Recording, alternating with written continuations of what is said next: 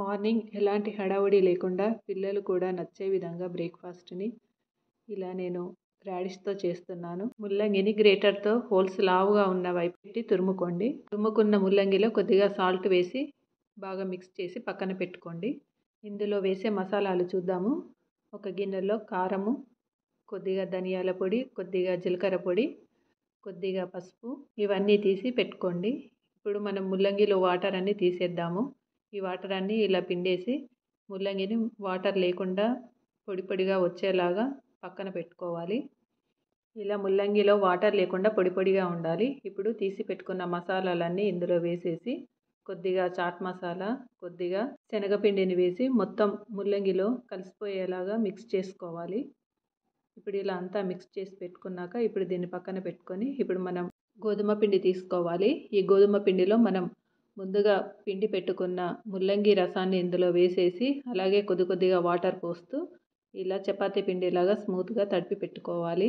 ఈ పిండిని ఒక అరగంట పక్కన పెట్టేసుకొని ఆ తర్వాత మనం వీటిని చపాతీలాగా బెలాయించుకోవాలి. ఇలా బెలాయించుకున్నాక కలిపి పెట్టుకున్న ముల్లంగి తురుమును ఇలా పైన చూపిస్తున్న విధంగా వేసేసి ఒక పక్కన వేసేసి ఇలా ఫోల్డ్ చేసి మళ్ళీ పైన వేసి మళ్ళీ ఫోల్డ్ చేసేసి మళ్ళీ చపాతీలాగా మళ్ళీ పొడిపిండి వేస్తూ బెలాయించుకోవాలి. గట్టిగా ప్రెస్ చేయకుండా మీద మీద ప్రెస్ చేస్తూ చపాతీలాగా స్మూత్గా బెలాయించుకోవాలి. లోపల ఉన్న స్టఫ్ బయటికి రాకుండా చూసుకోండి. ఇలా బెలాయించుకున్న దీన్ని వేడి వేడి పెంక మీద వేసేసి మీద నెయ్యి అయినా ఆయిల్ అయినా లేదంటే బటర్ అయినా వేసేసి ఎర్రగా కాలే వరకు రెండు వైపులా వేయించుకోండి. వేడిగా ముల్లంగి పరాటాను బ్రేక్ఫాస్ట్లో పిల్లలకు పెట్టేస్తే మారం చేయకుండా తినేస్తారు. లంచ్లోకి కర్రీ కోసం మసాలా ప్రిపేర్ చేస్తున్నాను.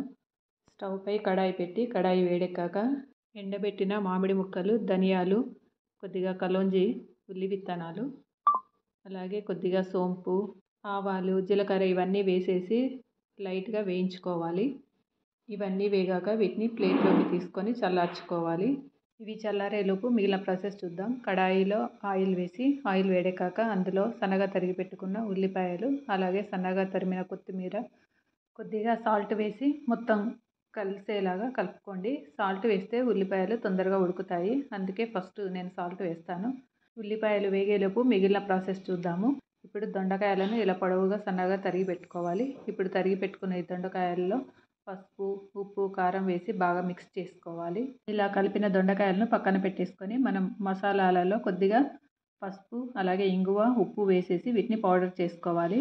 ఇప్పుడు ఉల్లిపాయలు వేగిపోయాయి. ఇందులో కొద్దిగా పసుపు వేసి కలిపి పెట్టుకున్న దొండకాయ ముక్కల్ని వేసేసి నూనెలో బాగా కలుపుతూ మగ్గించుకోవాలి. ఇప్పుడు ఇందులో కొద్దిగా అల్లం వెల్లుల్లి పేస్ట్ వేసి మరొకసారి కలిపేసి మూత పెట్టి నూనెలో కొద్దిసేపు మగ్గించుకోవాలి.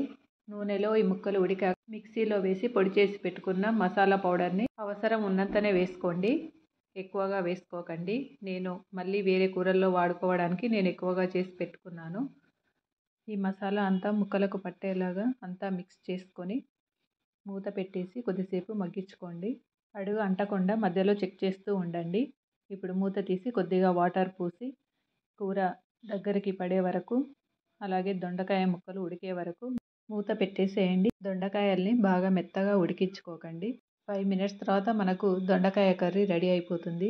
ఈ కర్రీ తింటుంటే మనకు ఫ్రై లాగా, కర్రీ లాగా అనిపించదు, మామిడికాయ పచ్చడి తింటున్నట్టు ఉంటుంది. ఇది వేడి వేడి అన్నంలోకి, చపాతీలోకి చాలా బాగుంటుంది.